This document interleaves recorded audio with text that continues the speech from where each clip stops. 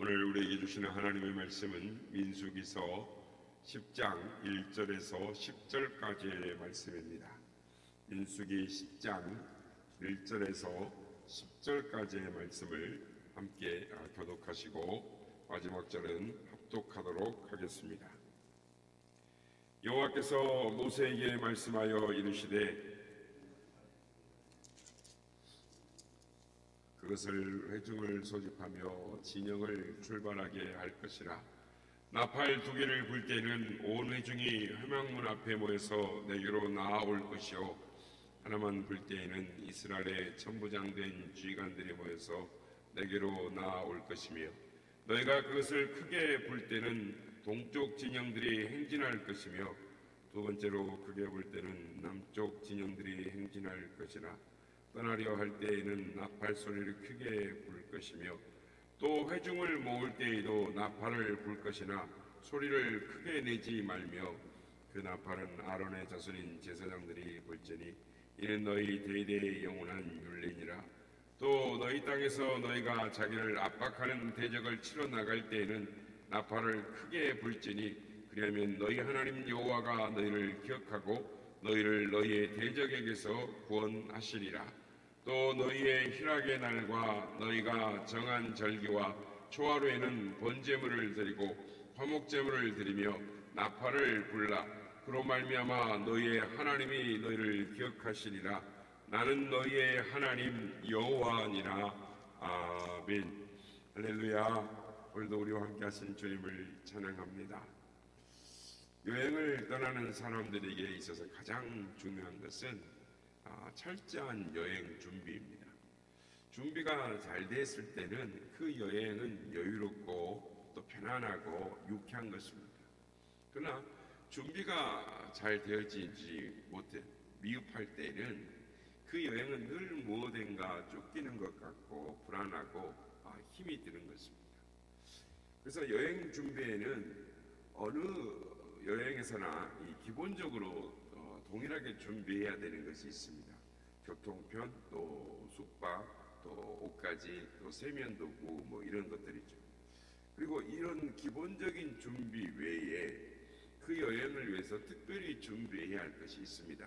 그러니까 등산이면 등산 장비를, 낚시면 낚시 장비를, 또는 이 공무원 출장이면 이 출장에 필요한 서류 같은 것들입니다.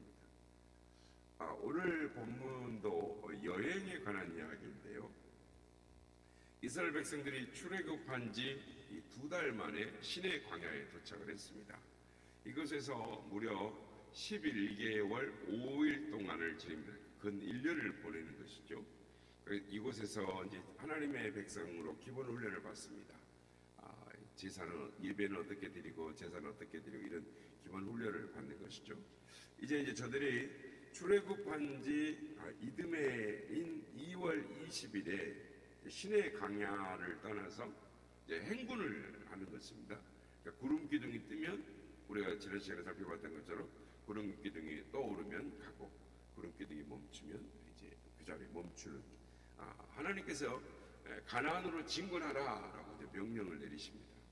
그러니까 민수기는 이런 이야기를 여행 이야기를 담고 있는데 그 중에서 1장부터 오늘 본문까지는 여행 준비에 관한 이야기를 기록을 하고 있습니다. 오늘 본문에는 이스라엘 백성이 하나님의 인도를 따라 가나안을 가기 위해서 이 다른 여행과 달리 특별히 준비해야 할 것이 있다라는 것을 말씀을 합니다. 오늘 보면 1절을 보면 하나님께서 모세에게 은으로 나팔 2를 만들라라고 명령을 하십니다. 하나님께서 약속의 땅 가나안으로 떠나는 이스라엘 백성들에게 특별히 은나팔을 준비하라라고 하신 것입니다. 그렇다면 왜 은나팔을 준비하라고 명령하신 것입니까? 이 말씀은 오늘 본문 이 앞부분인 이 9장 15절부터 23절에 관련해서 우리가 지난 시간에 봤던 것처럼 이스라엘 백성들이 구름 기둥과 불 기둥을 따라서 시내 광야까지 왔습니다. 그리고 시내 광야에서 성막을 세우게 되는데 이제 구름이 이 성막 위에 자리를 잡고 이렇게 있는 것이죠. 그래서 이제 이스라엘 백성들은 이제 이제 저 성막에 있는 구름이 떠오르면 가야 되는 것이구나. 그래서 이제 구름이 떠오르면 부지런히 행군을 위해서 짐을 쌉니다. 그리고 구름이 머물면 백성들이 이제 머무는 것이죠. 그리고 이 성막을 중심으로 각 지파들이 진을 형성해서 머무게 되는데, 여기까지는 이 시내 광야에서 오기 전까지 뭐 큰 차이가 별로 없습니다. 그런데 왔는데 이제 하나님께서 은나파를 만들라라고 명령을 하신 것입니다. 이 점이 시내 광야에 오기 전과 시내 광야를 떠날 때의 이제 큰 차이점이다라고 할 수 있습니다. 그러니까 지금까지는 구름을 보고 행군을 했는데 이제부터는 뭘 듣고 행군하라는 것입니까? 나팔 소리를 듣고 행군하라는 것입니다. 과거에는 구름이 떠오르면 저마다 얼른 짐을 싸고 준비를 했지만, 그래서 출발을 했지만은 이제는 구름이 떠올라도 이렇게 쭉 구름이 이렇게 하늘 높이 떠오르면 예전에는 막 서로 짐 싸갖고 막 행군을 했다는 것이죠. 그런데 이제는 구름이 떠올라도 나팔 소리가 들릴 때까지 기다렸다가 출발을 하라는 것입니다. 이스라엘 백성들은 1년 가까이 시내산에서 시내 광야에서 하나님의 백성을 훈련을 받았습니다. 이제 그들은 하나님의 군사로 새롭게 태어난 것입니다. 더 이상 이제 과거의 노예의 티를 벗어버리고 오합지졸의 모습은 없고 이제는 질서정연하게 나팔 소리를 들으면 착착 이렇게 질서정연하게 나가게 됐다라는 것입니다. 그래서 은나팔은 이렇게 훈련을 받은 하나님의 군사들에게 주신 새로운 명령 전달 도구가 된 것입니다. 이제는 과거와 달리 나팔 소리를 듣고 이스라엘 백성들이 하나님의 명령을 받고 일사불란하게 움직이는 체제가 정비가 된 것입니다. 그러니까 예를 들면 집에서 키우는 이 반려견들도 훈련을 받기 전과 받은 후가 다르다고 합니다. 훈련 받기 전에는 먹을 것이 있으면 주인이 뭐라고 하기도 해도 상관없이 막 먹어요. 주인이 하지 마라 그래도 자기 마음대로 하는 것이 막무가내입니다. 그런데 훈련소에 다녀오면 달라지는 것입니다. 아무리 배가 고파도 먹고 싶어도 주인이 먹으라고 명령하기 전까지는 기다리는 것이죠. 그러니까 주인이 명령하기 전에는 음식이 앞에 놓여 있어도 기다리고 참는 것입니다. 그렇습니다. 우리가 이 단순히 예수님 믿고 교회에 다니는 것으로 만족해서는 안 되는 것입니다.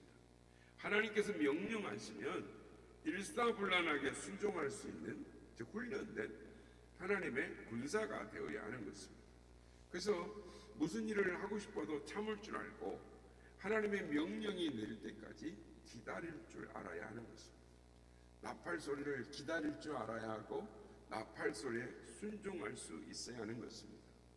오늘 보면 3절에서 5절을 보면 나팔 소리의 형태가 다양함을 알 수가 있습니다. 우선 나팔의 숫자에 따라 차이가 있습니다.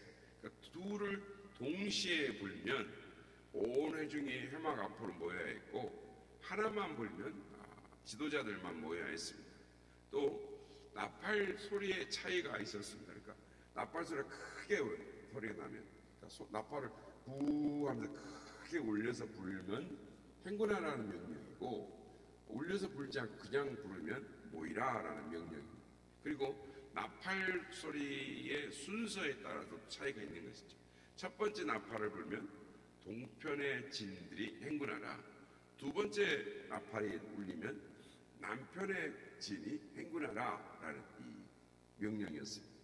그러니까 이스라엘 백성들은 나팔 소리가 나면 귀를 기울여서 들어야 했습니다. 그것이 나팔의 한 개 소리인지 두 개 소리인지 나팔 소리가 크게 울려 부르는 소리인지 그냥 부르는 나팔 소리인지 첫 번째인지 두 번째인지 잘 들어야 자기들이 언제 해막문 앞에 모이는지 행군하는지 알 수가 있었습니다.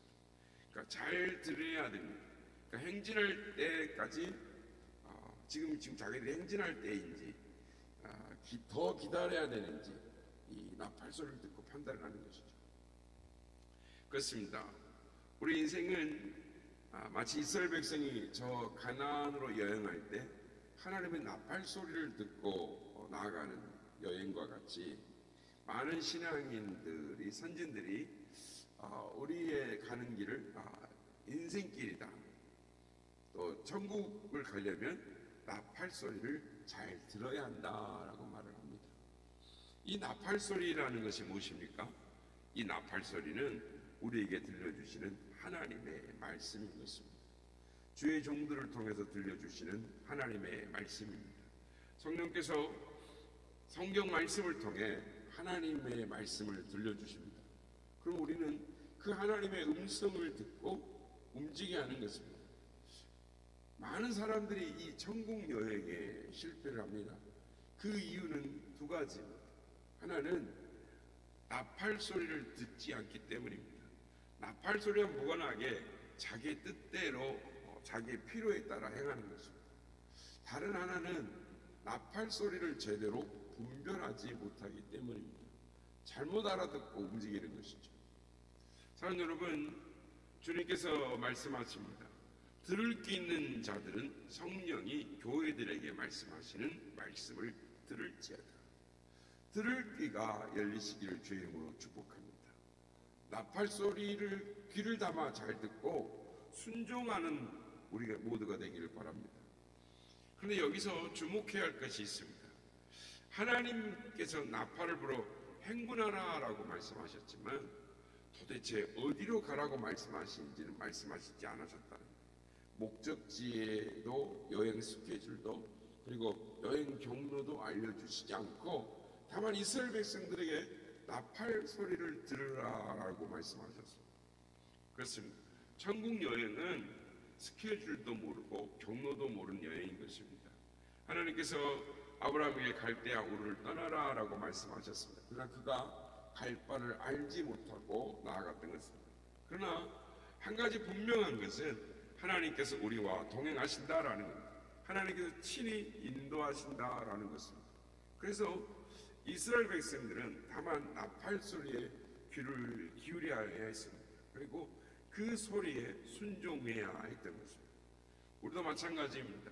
천국 여행은 나팔 소리에 귀를 기울이고 그 소리에 순종하며 따라야 하는 것입니다. 오늘도 성령을 통해서 들려주시는 나팔 소리를 잘 듣는 우리 모두가 되시길 예수님의 이름으로 축복합니다. 오늘 본문 8절 말씀을 보면 이렇게 말씀합니다. 그 나팔은 아론의 자손인 제사장들이 불지니 이는 너희 대대의 영원한 율례이니라. 이 말씀은 나팔은 아무나 불어서는 안 된다라는 것입니다. 나팔은 오직 제사장들만 불어야 한다는 것입니다. 여러분, 왜 제사장에게만 나팔을 불게 하셨을까요?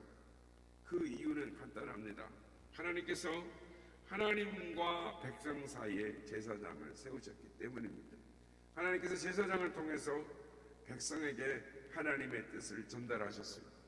백성들은 제사장을 통해서만 하나님 앞에 제사를 드리고 속죄를 했습니다.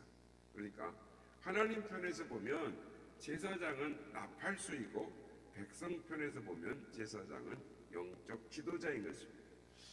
하나님의 백성의 공동체 안에서 주의 종의 영적 리더십이 굳건하게 세워지는 것이 매우 중요한 것입니다. 하나님께서 주의 종을 통해서 역사하시기 때문입니다. 하나님께서 그에게 나팔을 불게 하셔서 하나님의 백성을 인도하게 하시기 때문입니다. 그런데 오늘날 한국교회 안에서 영적 리더십이 강하게 심각하게 도전을 받고 있습니다.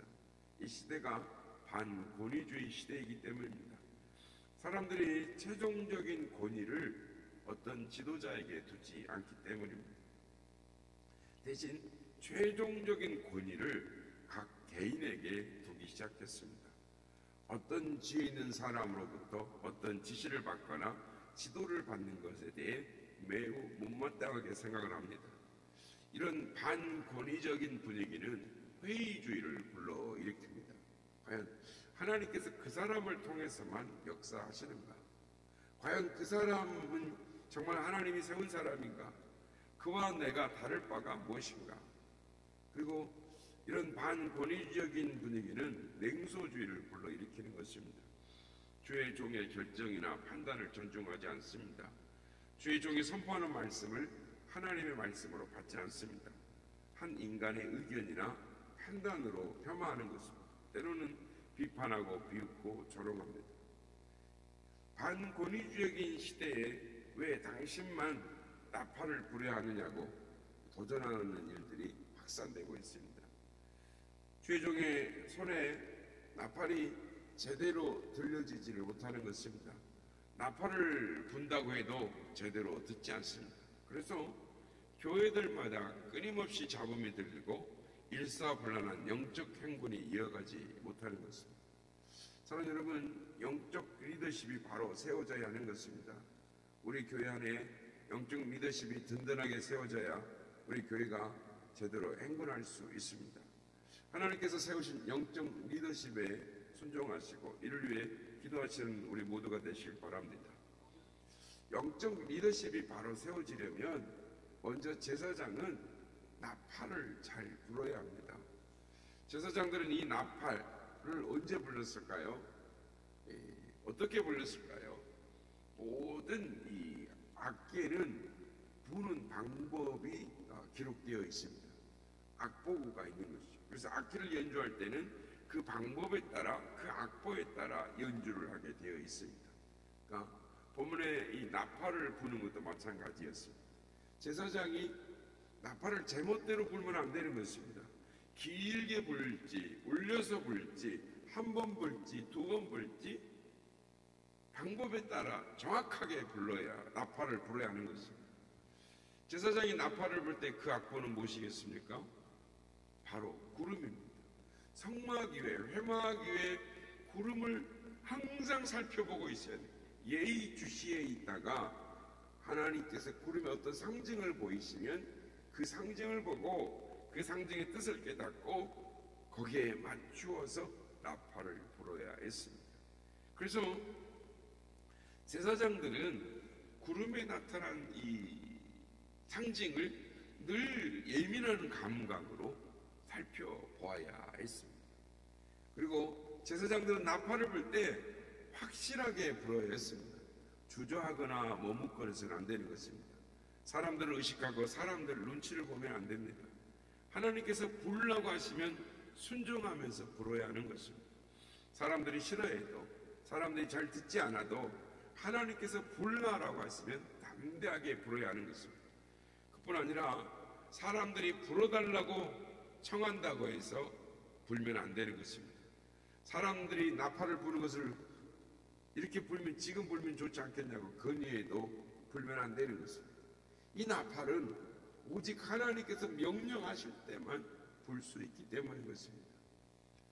다음으로 나팔을 잘 불려면 성도들은 제사장이 나팔을 잘 불 수 있도록 도와줘야 합니다. 먼저 제사장을 위해서 기도해야 합니다. 예민한 감각으로 구름에 나타난 그 상징을 읽을 수 있도록 기도해야 하는 것입니다. 그리고 순전한 마음으로 그 상징을 읽을 수 있도록 늘 도와야 하는 것입니다. 또 하나 성도들은 제사장이 부는 나팔에 순종해야 하고 따라야 하는 것입니다. 그런데 오늘 본문에서 주목해야 할 말씀이 있습니다. 9절 말씀입니다. 너희 땅에서 너희가 자기를 압박하는 대적을 치러 나갈 때에는 나팔을 크게 불지니 그리하면 너희 하나님 여호와가 너희를 기억하고 너희를 너희 대적에게서 구원하리라. 위기 상황을 만났을 때 제사장들로 하여금 나팔을 불라라고 말씀하는 것입니다. 바로 기도인 것입니다. 어려운 일을 당할 때 이 나팔로 하나님께 SOS를 보내라는 것입니다. 그러면 하나님께서 들으시겠다는 것입니다. 다음으로 10절 말씀입니다. 또 너희의 희락의 날과 너희가 정한 절기와 초하루 날에는 번제물을 드리고 화목제물을 드리며 나팔을 불라. 그로 말미암아 너희 하나님이 너희를 기억하리라. 나는 너희 하나님 여호와니라. 번제를 드릴 때, 화목제를 드릴 때 나팔을 불라라는 것입니다. 바로 찬양인 것입니다. 예배인 것입니다. 제사를 드리는 도중에 나팔을 불어 하나님께 찬양을 돌리라는 것입니다. 그러니까 제사장은 백성에게 나팔을 불 뿐 아니라 하나님께도 나팔을 불어라라고 말씀합니다. 위급할 때 이 나팔로 기도하고 제사를 드릴 때 이 나팔로 찬양을 드리라라고 말씀을 하는 것입니다. 그리고 제사장들이 나팔을 잘 불려면 먼저 백성들을 향해 나팔을 잘 불어야 할 뿐만 아니라 하나님께도 나팔을 잘 불어야 한다라는 것입니다. 사랑하는 여러분, 우리는 천국을 향한 여정을 시작하고 있습니다. 우리가 남달리 준비할 것이 무엇이겠습니까? 다름 아닌 나팔 소리, 이를 잘 들을 귀인 것입니다. 들려주시는 나팔 소리를 잘 듣고 순종하고 행군하여 힘차게 앞으로 나아가는 우리가 되어야 될 것입니다. 그래서 하나님께서 허락하신 적과 꿀이 흐르는 가나안 땅, 천국의 기업을 상속받고 하나님께 영광 돌릴 그날을 바라보며 오늘도 우리에게 말씀하시는 성령님의 음성에 민감하게 나팔 소리에 순종하며 나아가는 우리 모두가 다 되시기를 예수님의 이름으로 축복합니다.